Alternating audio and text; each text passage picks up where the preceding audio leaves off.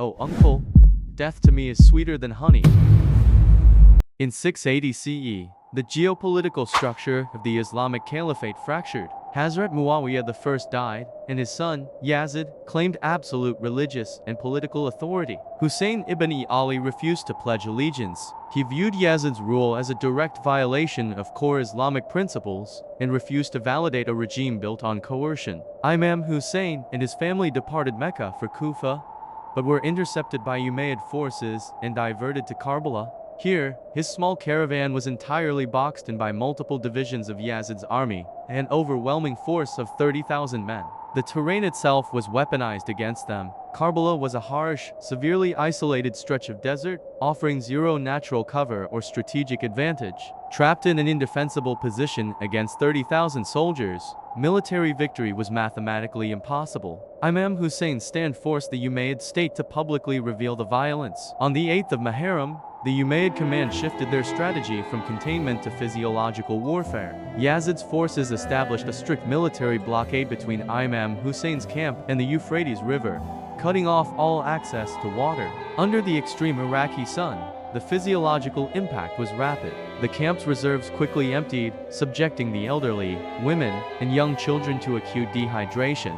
Meanwhile, just a short distance away, Umayyad soldiers and their cavalry horses enjoyed uninterrupted access to the very water source denied to Imam Hussein's camp. Despite the physical torture of profound thirst, the individuals within the camp maintained absolute resolve. They rejected every offer of amnesty in exchange for surrender. The strategy of dehydration failed. Instead of breaking their psychological resistance, the shared suffering solidified the camp's commitment. As the sun set on the 9th of Muharram, the night of Ashura, the camp entered a period of intense psychological preparation. Imam Hussain gathered his companions and explicitly released them from their oaths of allegiance. He offered to extinguish the camp's torches, providing them the cover of darkness to leave the battlefield without shame or consequence. When the torches were relit, the ideological cohesion of the group was absolute. Not a single companion chose to abandon the camp. This lineage chart isolates a specific micro-narrative within the camp, tracing the line down from the Prophet Muhammad, peace be upon him, to his grandson, Imam Hassan. We arrive at a 13-year-old boy, Imam Qasim ibn Hassan, and his mother, Farwa. Imam Qasim had grown up in the shadow of his father's assassination. Knowing the adults were prepared to die, he approached his uncle to ask if his own name was included on the list of tomorrow's martyrs. Imam Hussain tested the young boy's psychological resolve, asking him directly how he viewed the concept of his own death and the impending battle. Imam Qasim's exact historical response was unflinching. "Oh, uncle, death to me is sweeter than honey." Imam Qasim's response highlights the high level of individual agency present within the camp. Even at 13, his decision to participate in a lethal, asymmetric battle was an intentional, philosophical choice.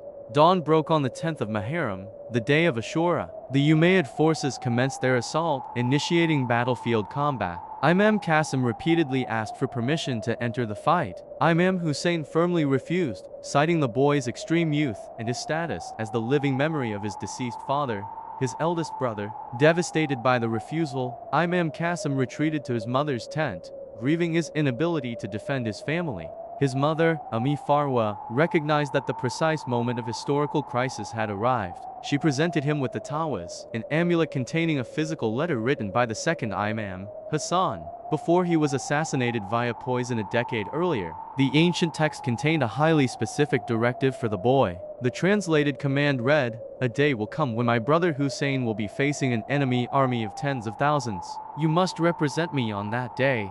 Imam Qasim brought the letter to his uncle. Upon reading his deceased brother's words, Imam Hussain realized he could no longer deny the boy his right to fight. Imam Qasim's participation was a preordained, strategic continuation of Imam Hassan's own resistance against the Umayyad regime, deferred for a decade until this exact moment. Imam Hussain personally prepared his nephew, wrapping Imam Hassan's turban around the boy's head to visually signify who he represented. Imam Qasim was tactically vulnerable. At 13, none of the adult-sized armor or weaponry available in the camp fit his frame. He prepared to fight unarmored. A small, solitary figure walked out from the dust, facing a massive, heavily armed wall of opposing forces. Following standard single combat protocol, the Umayyad command sent out ASGHAR, a renowned champion, who initially sent his own sons to dispatch the boy. Looking at the tactical data, Imam Qasim systematically dismantled the opposition.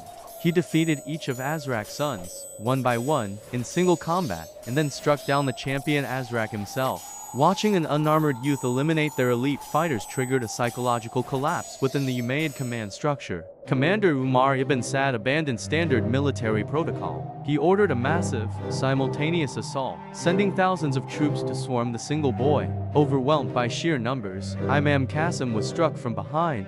He fell to the ground, bleeding heavily, and called out for his uncle. Imam Hussain and his brother, Imam Abbas, charged the field to reach him.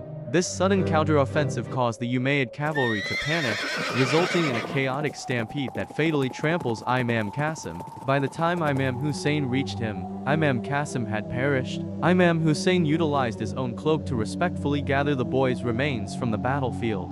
The necessity of ordering thousands of men to attack a single, unarmored 13-year-old exposed the fundamental moral bankruptcy of Yazid's military apparatus. By the end, the physical outcome was absolute. Imam Hussain and his companions were annihilated, leaving only the women and the surviving children as prisoners of war. As the survivors were captured and forced to march toward Damascus, Allahabad preserved Imam Qasim's blood-stained tunic.